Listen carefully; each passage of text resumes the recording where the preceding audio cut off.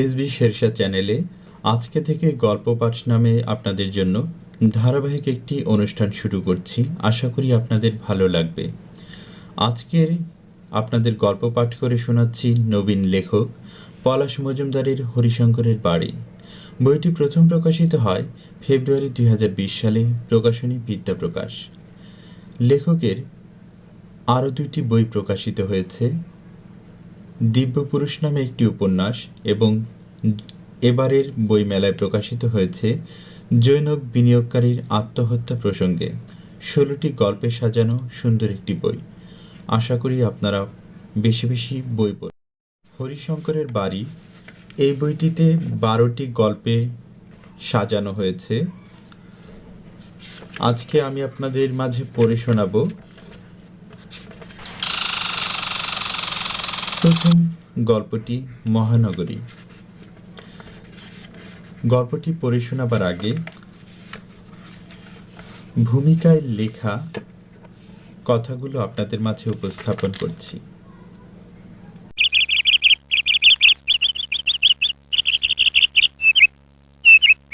প্রথম সংস্করণের ভূমিকা।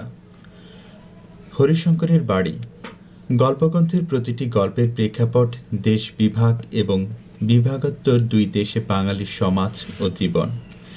দেশ ভাগের কারণে মানুষের বাস্তুচ্যুতি, সামাজিক অস্থিতিশীলতা ও মানবিক বিপর্যয়। সে হিসেবে গল্পগুলো দেশ ভাগ ও দাঙ্গা সংশ্লিষ্ট। এই বইয়ের প্রতিটি গল্পে রয়েছে সেই ঐতিহাসিক ঘটনার প্রতিফলন, যার প্রভাব সমকালে স্পষ্ট। বলা বাহুল্য, সুদূর অতীত ও বর্তমানের মধ্যকার যোগসূত্র স্থাপন প্রক্রিয়া নিঃসন্দেহে গভীর চিন্তার সঙ্গে সম্পর্কিত। ওই কঠিন সময়কে গল্পের চরিত্র ও ঘটনা বিন্যাসের মধ্যে বিভিন্নভাবে প্রতিস্থাপন করতে চেয়েছি। এ সময়ে তার ধারাবাহিক পরিণতি রূপায়ণে আশ্রয় নিয়েছি বিভিন্ন কৌশল ও পন্থার। ঘটনা বিশ্লেষণের চেষ্টা করেছি নিরপেক্ষ দৃষ্টিকোণ থেকে। গল্পগুলো ধারণ করে আছে দেশ ভাগের পরিপ্রেক্ষিতে বাঙালির বিচ্ছেদ বেদনা, হাহাকার ও দীর্ঘশ্বাস। প্রসঙ্গক্রমে ৭১-এর মুক্তিযুদ্ধ এসেছে অবাঙালির চরিত্র। গল্পগুলোতে ঢাকা, কলকাতা, আগরতলা, গৌহাটি, পশ্চিমবঙ্গ, পূর্ববঙ্গ, বর্তমান বাংলাদেশ, আসাম, ত্রিপুরা, এক কথায় ঘুচে গেছে বাংলা ভাষী অঞ্চলের ভৌগোলিক ভেদরেখা। যেন সবটুকু নিয়েই বাংলাদেশ, বাঙালির ভুবন। কেবল মাঝখানে দাঁড়িয়ে আছে কাঁটাতারের বেড়া, রেডক্লিফ লাইন। গল্প লেখার কথা ছিল না আমার, কখনো ভাবিনি এক সহকর্মীর সঙ্গে বাজির জেরে দৈনিক বণিক বার্তার সাহিত্য পাতা সিল্ক রুটে একটি গল্প পাঠাই। পটভূমি দেশ ভাগ। গল্পটি ছাপা হয় যথাসময়ে। একই সঙ্গে আপ্লুত হই সম্পাদকের প্রশংসায়।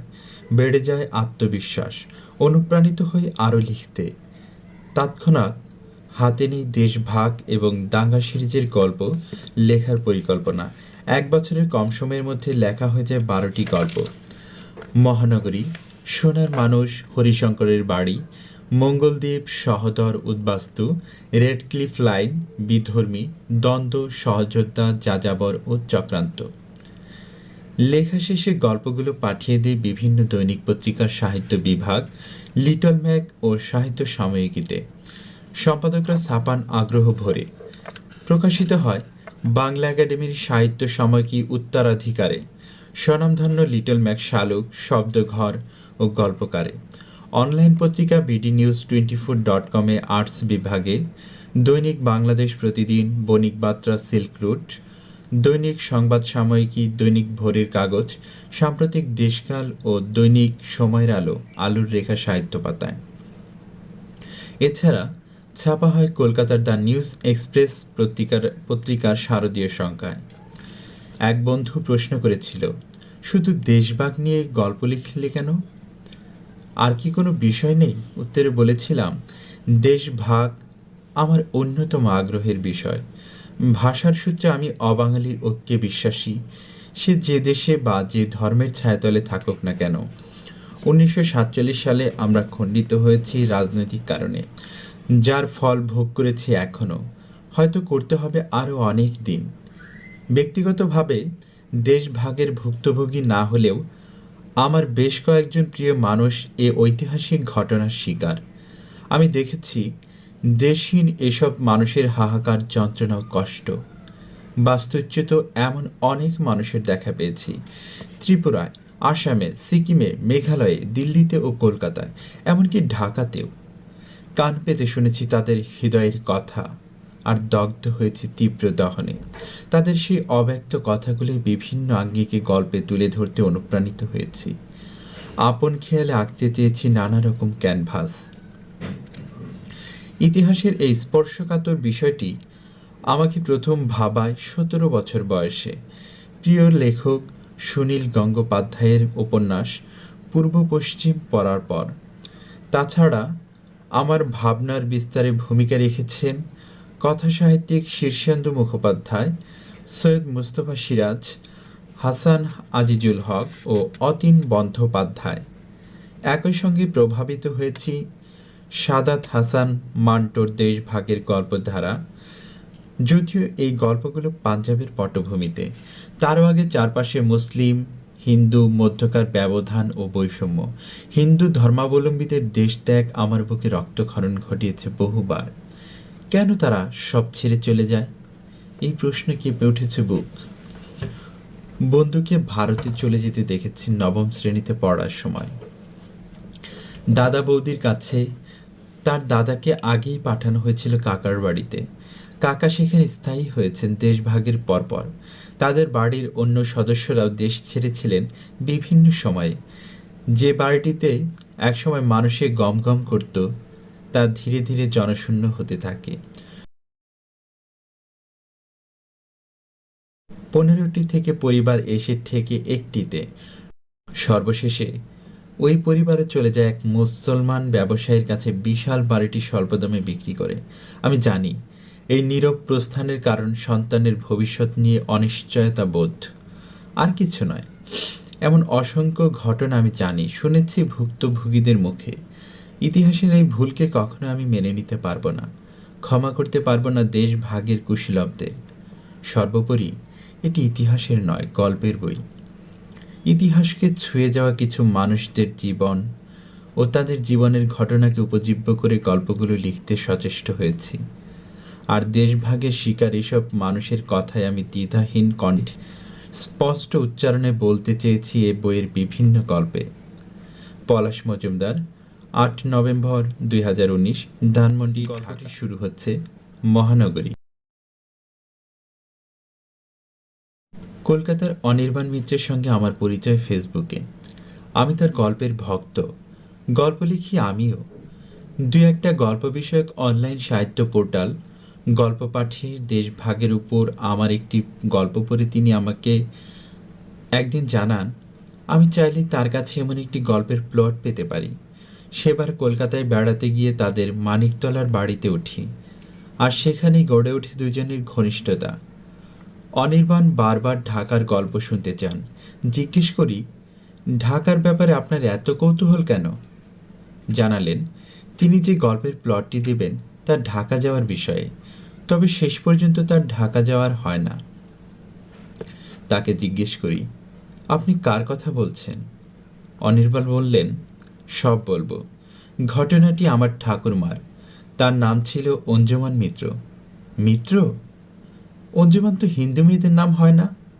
তিনি কি মুসলমান ছিলেন? মিত্র আমার ঠাকুরদার পদবী।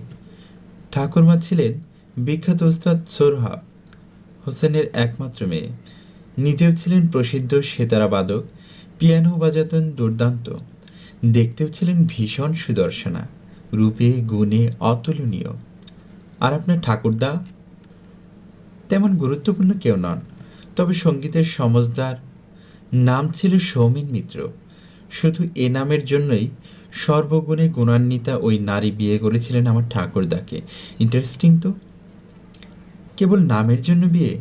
রহস্যটা কি? সেই সময়ের কলকাতার খবরটি সাড়া ফেলেছিল, লুফে নিয়েছিল পত্রিকাওয়ালারা। 1946-এর সেই দাঙ্গায় বিক্ষুব্ধ সময়ে এক ধনী মুসলমান শিল্পী ঘরের সুন্দরী মেয়ে এক গরিব হিন্দু ছেলেকে বিয়ে করেছে।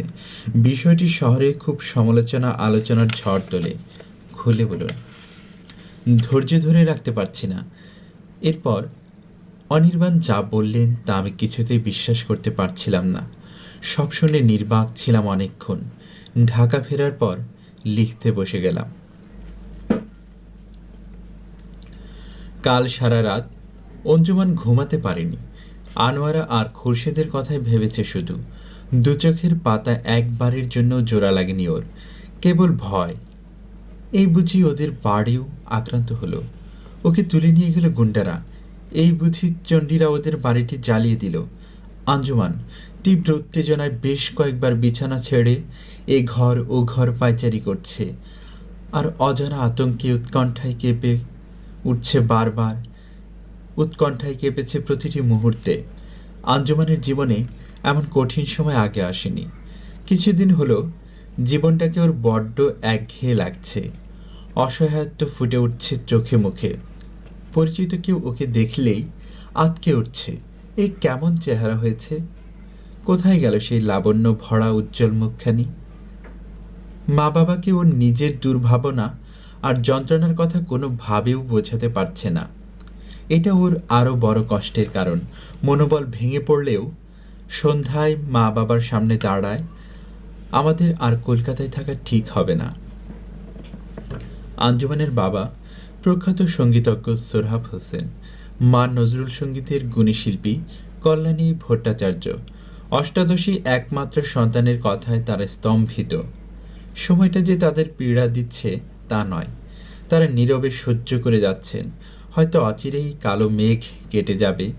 নিজেদের উদ্বেগ লুকিয়ে তারা জানতে চান কেন। আঞ্জুমান চুপ থাকে।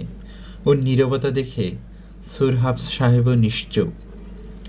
ধীরে ধীরে কাছে টেনে বুকে চেপে ধরেন মেয়ের মাথা, হাত বুলিয়ে আদর করেন। সব উপেক্ষা করে হঠাৎ ও হু হু করে কেঁদে ওঠে। বাবার দিকে টলমল চোখে তাকায় আঞ্জুমান। বাবু, আমি সহ্য করতে পারছি না। কেন, কি হয়েছে মা? খুলে বল। তোমরা জানো না, পরশু রাতে হামলা হয়েছে আনুদের বাড়িতে। পাশের এক হিন্দু বাড়িতে আশ্রয় নিয়ে প্রাণে বেঁচেছে ওরা। তুমি জানলে কিভাবে? আনোয়ার খুরশিদা কাল বিকেলে এসেছিল। তোমরা তখন ঘুমাচ্ছিলে। আনো অনেক কান্নাকাটি করেছে। ওদের কাছে আরো অনেক কিছু জেনেছি আমি। আর কি বলেছে ওরা? ওরা ঢাকায় চলে যাবে। ঢাকা নাকি মুসলমানদের জন্য নিরাপদ। ওদের সব আত্মীয় স্বজন পূর্ববঙ্গ চলে যাচ্ছে। চলো, কলকাতা ছেড়ে আমরাও চলে যাই। সোহরাব হোসেন বুঝে গেলেন মেয়ের চিরতরে কলকাতা ছেড়ে যেতে চায়, কিন্তু কলকাতা ছেড়ে যাওয়ার তার পক্ষে কি সম্ভব? এই মহানগরীর সঙ্গে যে তিনি প্রাণের বাঁধনে বাঁধা। ধ্যান জ্ঞানে, শয়নে স্বপনে, ঘুমে জাগরণে কলকাতার প্রতিটি অলি গলি তাকে আষ্টে পৃষ্ঠে বেঁধে রেখেছে। এ বাঁধন যে ছেড়া যাবে না। কলকাতার অন্যরকম এক আকর্ষণ আছে তার কাছে। আবেগে গোপন করে তিনি মেয়ের কাছে জানতে চান, আমরা কোথায় যাব মা? ঢাকায় না বর্ধমানে? আঞ্জুমান আবার নিশ্চুপ। সোরহাব সাহেব ভালো করে জানেন তাদের বর্ধমানের বাড়িও নিরাপদ নয়। সারা দেশ থেকে বিচ্ছিন্নভাবে দাঙ্গা হাঙ্গামার খবর পাওয়া যাচ্ছে। এতকালের চিরচেনা প্রতিবেশী যেন হঠাৎ করে দেখা দিচ্ছে অচেনা রূপে। একে অন্যের দিকে তাকাচ্ছে সন্দেহের দৃষ্টিতে। মনে মনে শত্রু জ্ঞান করছে পরস্পরকে। কল্যাণীকে ভালোবাসার সময়, এমনকি বিয়ের সময়ও সোরহাব সাহেবের মনে হয়নি তিনি জীবন সঙ্গিনী করতে যাচ্ছেন এক হিন্দু মেয়েকে। অথচ তারপরেই বাড়ির লোকজন তাকে ঠেলে দিল দূরে। ওই সময় থেকে বাড়ির সবার সঙ্গে দূরত্ব তৈরি হয়েছে। গ্রামের প্রতিটি বাড়িতে যাওয়ার পথে বাধা এসেছে। সমাজের জন্য তখন তো আর মা বাবা তাকে একরকম ত্যায্য পুত্রই করে দিলেন। যোগাযোগ রাখল না ভাই বোনেরাও। রাগে অভিমানে তিনি আর কখনো বাড়িমুখী হননি। মেয়ের অস্থিরতা দেখে মা উদ্বিগ্ন হয়ে পড়েন। বোঝানোর চেষ্টা করেন নানাভাবে। আঞ্জুমান মাকে বলে, মা, তুমি কি বলো? এখানে থাকা কি আমাদের জন্য নিরাপদ? আমরা কি বাঁচতে পারবো ওদের হাত থেকে? কল্যাণীর কথায় তীব্র অসম্মতি জানান। আমরা গানের মানুষ, আমাদের গায়ে কে হাত ওঠাবে? কলকাতা শহরে কার এত সাহস? এসব মাথা থেকে ঝেড়ে ফেলো। আঞ্জুমান আবার বাবার দিকে তাকায়। কলকাতা শহরটি পচে গেছে, মানুষে মানুষে মারামারি হানাহানি চলছেই তো চলছে। আমার দম বন্ধ হয়ে আসছে, মৃত পচা শরীরের দুর্গন্ধে। এখান থেকে পালাতে পারলে বাঁচি। একটু ধৈর্য ধরো মা, শিগগিরই সব ঠিক হয়ে যাবে। না বাবু, হবে না, হওয়ার কথা নয়। আঞ্জুমানের কণ্ঠে ঝরে পড়ে চরম হতাশা। সোহরাব হোসেন নিজেকে আর সংযত রাখতে পারেন না, ক্রুদ্ধ হন। এত যে ঢাকা ঢাকা করছো, ঢাকায় গিয়ে আমরা কি করব? আমাদের কাজ ও সম্পর্ক তো শুধু হিন্দুদের সঙ্গেই বেশি। আমার শিষ্য ও ভক্তদের বেশিরভাগই তো হিন্দু। ঢাকার মুসলমানরা কি আমাদের কদর বুঝবে? শুনেছি ঢাকার সম্ভ্রান্ত হিন্দুরা কলকাতার মুসলমানদের সঙ্গে বাড়ি ও ব্যবসা বাণিজ্য বদল করে চলে আসছে এদিকে। তাছাড়া মুসলমানদের মধ্যে সঙ্গীদের সমজদার কি তেমন কেউ আছে? তবু যেতে হবে, আগে তো প্রাণ বাঁচানো। হিন্দু ও মুসলমান এক জাতি নয়, দ্বিজাতি তত্ত্বের ভিত্তি হতে যাচ্ছে তাদের আলাদা আলাদা দেশ। আঞ্জুমানের গলা ধরে আসে। মেয়ের সঙ্গে কথা বাড়াতে চান না সোহরাব সাহেব, তবে প্রচণ্ড কষ্ট পান মনে। মানুষের অজ্ঞতা দেখেও হাসি পায় তার। মনে আছে মাসখানেক আগে তার বন্ধু কলকাতা বিশ্ববিদ্যালয়ের ইতিহাসের অধ্যাপক সুমিত গোস্বামী এসেছিলেন তাদের বাড়িতে। তখন কথা হচ্ছিল দেশ জাতি ধর্মসহ সমসাময়িক নানা ঘটনা নিয়ে। সুমিতের যুক্তি সোহরাব সাহেবের বেশ মনে ধরেছিল। সুমিতবাবু সেদিন কথা প্রসঙ্গে বলেছিলেন, যদি হিন্দু মুসলমান ভেদে দেশ ভাগ হয় তবে ভারতের সব প্রদেশের হিন্দুকে এক দেশে আর মুসলমানদের অন্য দেশে রাখা কি অনিবার্য নয়? সোহরাব সাহেব তখন হেসেছিলেন। এটা কি সম্ভব? যত সব পাগলের প্রলাপ। কেবল ক্ষমতার লোভে আজ ধর্মের দোহাই দেওয়া হচ্ছে, মানুষকে বাস্তুচ্যুত করে স্বাধীনতার নামে চলছে দেশ ভাগের পায়তারা। তিনি টের পাচ্ছেন এমন সিদ্ধান্তের ভয়াবহ পরিণতি। নেতাদের এই ভণ্ডামি রুখে দিতে কিংবা প্রতিবাদ করতে পারছে না বলে মনে মনে কেবল ফুঁসছেন। আর সাধারণ মানুষ কিছু না বুঝে ওই ভয়ঙ্কর কূপে ঝাঁপ দিচ্ছে বলে আফসোসের অন্ত নেই তার। আঞ্জুমান অনেক কিছু জানে, তবু যেটুকু জেনেছে তাও কি ক্রমাগত ঠেলে দিচ্ছে মৃত্যু চিন্তার দিকে। আতঙ্কগ্রস্ত মেয়ের কথা শুনে তারা বুঝতে পারবে কিভাবে? আঞ্জুমান বাইরের কেউ প্রচলিত করছে, নইলে এত কথা জানেও কিভাবে? তাদের ধারণা খোরশেদি ওকে ঢাকায় যাওয়ার কথা বলেছে। বান্ধবীর মাধ্যমে মেয়ে যে তার ভাইয়ের সঙ্গে সম্পর্কে জড়িয়েছে তা তারা অনেক আগেই বুঝতে পেরেছে, কিন্তু এই ব্যাপারে কখনো কিছু বলেননি ওকে। সোহরাব সাহেবের তরুণ শিষ্যদের অনেকেই তিনি দেখেছেন আঞ্জুমানের প্রতি আগ্রহী হতে। সুন্দরী একটা অনুরা তরুণীর জন্য যুবকদের প্রাণ আকুলি বিকুলি করতে পারে, এটাই স্বাভাবিক। তিনি খেয়াল করেছেন সৌমেন মিত্র ও প্রণয়াকাঙ্ক্ষীদের মধ্যে অন্যতম। ছেলেটা ওকে সত্যি ভালোবেসে ফেলেছে। সৌমেনের ব্যবহার ও আচার আচরণ সোহরাব সাহেবের ভালো লাগলেও আঞ্জুমান কেন জানি তাকে সহ্য করতে পারে না। স্মার্ট ও মার্জিত স্বভাবের সৌমেনকে বাদ দিয়ে কেন খোরশেদের মতো এমন সংস্কৃতি বিমুখ ছেলেকে মেয়ে বেছে নিয়েছে তা তিনি বুঝতে পারেনি কখনো। আঞ্জুমান জানে ওর জন্য সব কিছু করতে পারার দলের সহপাঠী ছাড়াও ছেলের অভাব নেই চারপাশে। আর কেউ নয়, আনুর দাদা খোরশেদি প্রথম অজানা সুখ পৃথিবীর সন্ধান দিয়েছিল ওকে। বছর দুয়েক আগে আনুর কাছে তখন ও প্রায়ই যেত। বেড়ানোর কথা বলে কখনো থাকতো আনুদের বাড়িতে।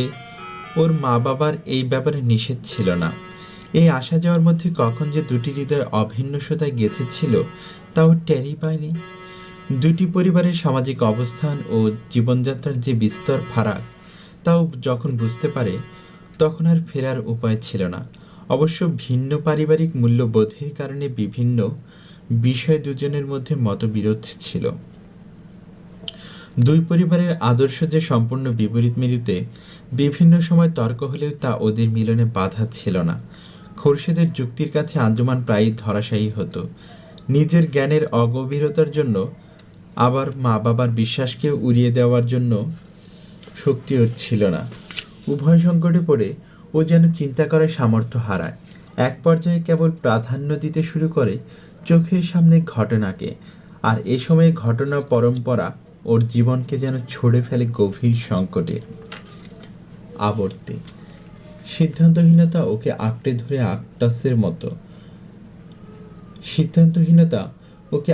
ধরে অক্টোপাসের মতো। তবে এই দ্বিধাদ্বন্দ্বের প্রেমিকের পাল্লাই ভারী হয়ে ওঠে। আঞ্জুমানের এমন অবস্থা দেখে বিচলিত হয়ে পড়েন সোরহাব হোসেন। হয়তো মেয়ের চেহারা দেখতে পান তিনি অমঙ্গলের কোনো চিহ্ন। সহজাত পিতৃহৃদয় দিয়ে এমন পরিস্থিতিতে যে আরও কতবার কত জায়গায় হয়েছে তা বিভিন্ন উদাহরণ সহ তুলে ধরে ওকে শান্ত করার চেষ্টাও করেন। সেসব কথা যেন ঢোকে না আঞ্জুমানের কানে। মেয়ের এসব কথা মনে মনে ক্ষেপে আছেন কল্যাণী। তিনি কোনোভাবে কলকাতা ছাড়তে রাজি নন। তারা 7 পুরুষ ধরে কলকাতার বাসিন্দা। শিল্পীকে বাঁধে না ধর্ম। কবি কাজী নজরুলের কাছে পেয়েছেন তিনি এই শিক্ষা। তাই তো জাত ধর্মের তোয়াক্কা না করে ভিন্ন ধর্মের মানুষকে বিয়ে করতে পেরেছেন কবির মতো। তার বাবা নির্মলেন্দু ভট্টাচার্য ছিলেন কবি কাজী নজরুল ইসলামের ঘনিষ্ঠ বন্ধু। সেই সুবাদে কল্যাণী পেয়েছেন কবির নিবিড় সান্নিধ্য ও ভালোবাসা। ছোটবেলায় কবি স্বয়ং তাকে শিখিয়েছেন স্বরচিত গান। সেই গান আজও গেয়ে চলেছেন তিনি। কাজী কাকুর কাছে তিনি পেয়েছেন শাস্ত্রীয় সঙ্গীতের প্রথম পাঠ, পেয়েছেন অসাম্প্রদায়িকতা ও পরমত সহিংসতার দীক্ষা। কল্যাণীর মতো সোরহাব হোসেনও ধর্ম পালন করেন না। মানুষ পরিচয়টি তার কাছে মুখ্য। যারা তার স্নেহ ছায়া পেয়েছেন তারা জানেন তিনি কত বড় মাপের মানুষ। ধর্ম বর্ণ নির্বিশেষে মানুষের প্রতি তার এই উদারতা আর ভালোবাসার জন্যই তিনি সবসময় পেয়েছেন সবার প্রীতি আর শ্রদ্ধা। বাড়ির ড্রয়িং রুমে পারিবারিক আলোচনার সময় তারা তিনজন যখন সমঝোতায় পৌঁছাতে পারছে না, তখন তাদের চাকর ছেলেটি হাঁপাতে হাঁপাতে ঘরে ঢোকে। সে খবর এনেছে 10-12 জন হিন্দু গুন্ডা একজন মুসলমান ডিম বিক্রেতাকে গলির মুখে তলোয়ার দিয়ে কেটে টুকরো টুকরো করেছে। ছেলেটির চোখে মুখে তীব্র আতঙ্ক আর ভয়। এ খবর শুনে মূর্ছা যায় আঞ্জুমান। কল্যাণী অনেক চেষ্টা কসরত করে ওর জ্ঞান ফেরান। জ্ঞান ফিরলেও নিস্তেজ হয়ে পড়ে ও। আঞ্জুমানের চেহারা দেখে ভীষণ ঘাবড়ে যান কল্যাণী। ফ্যাকাশে হয়ে গেছে ওর মুখ। কি করবেন কিছু ভেবে পান না। ধীরে ধীরে খাটে শুয়ে দেন মেয়েকে। শরবত বানিয়ে খাওয়ান। চোখ বন্ধ করে রাখতে বলেন। আঞ্জুমান মায়ের কথা শোনে না। জানালার ফাঁক দিয়ে আকাশ পানে তাকিয়ে থাকে উদাস দৃষ্টিতে। কথা বলে না কারো সঙ্গে, যেন বাকশক্তি হারিয়ে ফেলেছে ও। অনেকক্ষণ পর নির্বাক মেয়ের চোখে তাকিয়ে কল্যাণী বলেন, এইরকম দাঙ্গা হাঙ্গামা সব জায়গাতেই কম বেশি হয়। এতে আতঙ্কিত হওয়ার কি আছে? বোঝার চেষ্টা করো। পরিস্থিতি একটু স্বাভাবিক হলে আমরা প্রয়োজনে আগ্রা বা লখনৌ চলে যাব, তবু ঢাকা নয়। তুমি হয়তো জানো না ঢাকায়ও দাঙ্গা চলছে। ওদিকের পরিস্থিতি আরও খারাপ বলে শুনেছি। তবু আঞ্জুমান কিছু বলে না, কেবল অপলক চেয়ে থাকে মায়ের মুখের দিকে। ওর এই চোখের ভাষা গর্ভধারিণী মাও বুঝতে অক্ষম। মেয়ের দিকে তাকিয়ে কল্যাণী নিজের ভেতর অনুভব করেন এক ধরনের অস্বস্তি। চুপ থাকাই শ্রেয় মনে করেন। সবসময় সোরহাব হোসেনের শিষ্যরা আসে সন্ধ্যার পরপর তালিম নিতে। আজ তাদের পায়ের আওয়াজ শুনে ভয়ে কুঁকড়ে যেতে থাকে আঞ্জুমান। ওর ধারণা এই হিন্দু ছেলেরা ওর উপর হামলা করবে, ওকে খণ্ড বিখণ্ড করবে, হয়তো হত্যা করার আগে ওকে সবাই মিলে ধর্ষণ করবে। মেয়ের এমন অস্থিরতা দেখে সোরহাব সাহেবের কপাল ভাঁজ স্পষ্ট হয়ে ওঠে। তার এই দুশ্চিন্তা কথা প্রকাশ করতেই কল্যাণী হেসে ফেলেন। বরং কিছুদিনের জন্য মেয়েকে নিয়ে দার্জিলিং বা সিমলায় কোনো স্থানে ঘুরে আসতে স্বামীকে পরামর্শ দেন। কিন্তু সোরহাব সাহেব স্ত্রীর কথা আমলে নেন না। তিনি মেয়েকে সমর্থন করেন অনেকটা। মেয়ের মুখে চেয়ে কলকাতা থেকে চিরতরে প্রস্থান প্রসঙ্গের উপর জোর দেন। অথচ কলকাতায় থাকার ব্যাপারে কল্যাণী অনড়। মা মেয়ের এমন বিপরীতমুখী অবস্থান সোরহাব সাহেবকে ভীষণ বেকায়দায় ফেলে। তার মনে হয় জীবনে এমন পরিস্থিতি তিনি পড়েননি কখনো। একরোখা সোরহাব হোসেন সবসময় নিজের যা ভালো মনে হয়েছে তা করতে কখনো পিছপা হননি, এমনকি কল্যাণীকে বিয়ে করার ব্যাপারেও। এর জন্য অবশ্য ভুগেছেন অনেক, তবু নিজের সিদ্ধান্তে ছিলেন অটল। অথচ আজ তিনি কিং কর্তব্য বিমূঢ়। অবশেষে কল্যাণী ইতি টানেন দ্বন্দ্বে, নিজের কক্ষে চলে যান নীরবে। সোরহাব সাহেবও শিষ্যদের তালিম দেওয়ার জন্য নেমে আসেন নিচতলায়। কিছুক্ষণ পর আঞ্জুমান আস্তে আস্তে মায়ের ঘরে প্রবেশ করে বলে, মা, আমার মাথা যেন ঘুরছে, আমি দাঁড়াতে পারছি না, পা দুটো পাথরের মতো শক্ত হয়ে যাচ্ছে। আমার বারবার মনে হচ্ছে বড় কোনো বিপদ আশেপাশে উৎপেতে আছে। কল্যাণীর এবার বেশ ঝাঁঝালো স্বরে বলেন, আমাদের কোনো ভয় নেই। কিসের ভয়? আমি তো হিন্দুর মেয়ে। শাখা সিঁদুর না পড়লেও আমি তো সনাতন ধর্মের সব নিয়মকানুন জানি। আমাদের কোনো বিপদ এখানে হবে না। তাছাড়া তোমার বাবার ভক্ত শিষ্যদের মধ্যে অধিকাংশই হিন্দু, তারা জীবন দিয়ে হলে আমাদের রক্ষা করবে। আঞ্জুমান এবার দৃঢ় কণ্ঠে বলে, মা, ওই গরিব ডিম বিক্রেতা বা আনোরা, তাদের কারো কি কোনো ক্ষতি করেছিল? শুধু মুসলমান বলেই তাদের মেরেছে হিন্দু গুন্ডারা। জানি নিরীহ লোকেরা সবসময় এমন দুর্ঘটনার শিকার হয়, প্রাণ যায় এদের। তুমি আবল তাবল বকছ। তোমার কি মাথা খারাপ হয়ে গেছে? এই অবস্থায় কার মাথা ঠিক থাকে? মানুষ কি আর মানুষ আছে এখানে? কল্যাণী আঞ্জুমানের চেহারা দেখে নিজেও ভয় পেয়ে যান।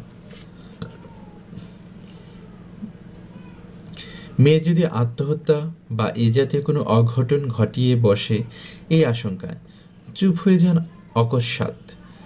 মায়ের নীরবতা দেখে ও বের হয়ে আসে, বারান্দায় দাঁড়ায়। বাইরের ল্যাম্পপোস্টের আলোয় ও তখন স্পষ্ট দেখতে পায় রাস্তায় গোটা দশেক লোক দাঁড়িয়ে। লাফ দিয়ে ভেতরে এসে ও মাকে জড়িয়ে ধরে। মা, দেখতে এসো, রাস্তায় কারা? এরা এখনই আমাদের হত্যা করতে ছুটে আসবে, জ্বালিয়ে দেবে আমাদের বাড়ি। এখন কি করব? তখন কি করব? খবরটা জানানোর জন্য কল্যাণী কাজের ছেলেটিকে দিয়ে সোরহাব সাহেবকে ডেকে পাঠান। মেয়ের যে মানসিক সমস্যা চলছে তা কল্যাণীর মতো বেশ বুঝতে পারেন সোরহাব হোসেনও। তবে এমন সংকটময় মুহূর্তে কি করতে হবে তার জানা নেই। এই দুঃসময়ে কেবল বন্ধু সঞ্জয় আচার্যের কথা মনে পড়ছে তার। সঞ্জয়ের চেয়ে ভালো পরামর্শ তাকে আর কেউ দিতে পারবে না। অথচ আজ সঞ্জয় পৃথিবীতে নেই।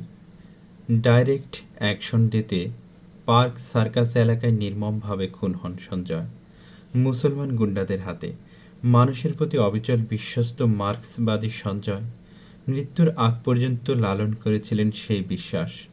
ওই বিশ্বাসই হয়েছিল তার কাল। মানুষকে বাঁচাতে তার নিজের জীবন দিয়ে প্রমাণ রেখে গেলেন মানুষের প্রতি তার ভালোবাসা।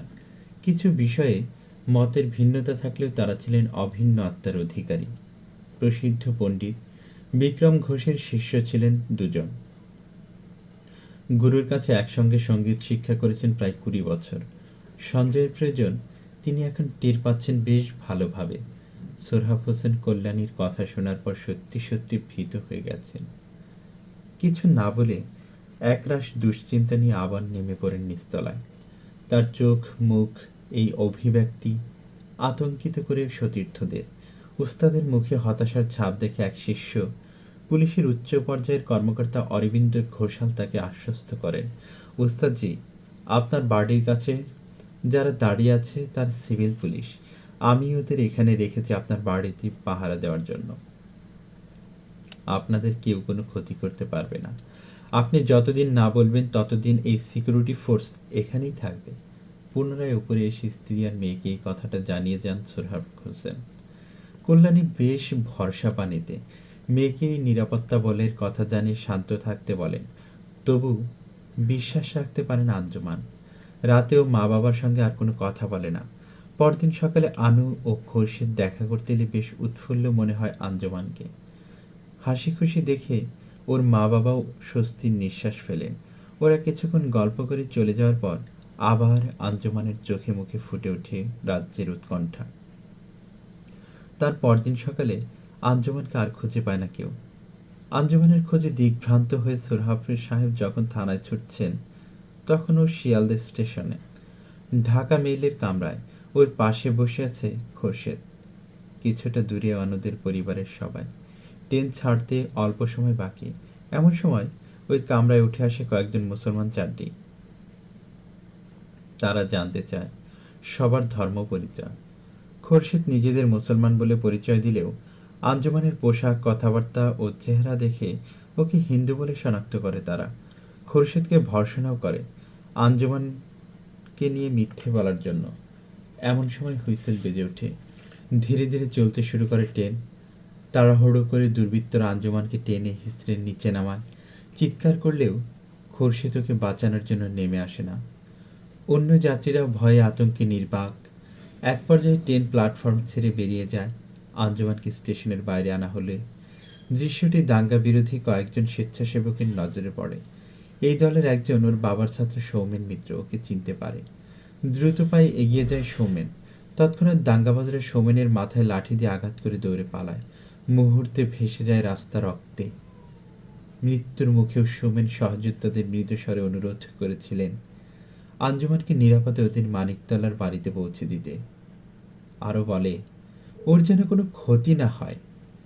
একজনের মুখে এমনও কথা শুনে আঞ্জুমান কান্নায় ভেঙে পড়ে, আর মৃত সৌমেনের মুখপানে কেবল নিষ্পলক চেয়ে থাকে। দেশ পত্রিকার গল্পটি প্রকাশিত হওয়ার কয়েকদিন পর অবাক হয়ে খেয়াল করলাম আমি আর অনির্বাণের ফ্রেন্ড লিস্টে নেই। উত্তরাধিকার, বাংলা একাডেমি, ঢাকা, সংখ্যা শ্রাবণ 1426, আশ্বিন 1426।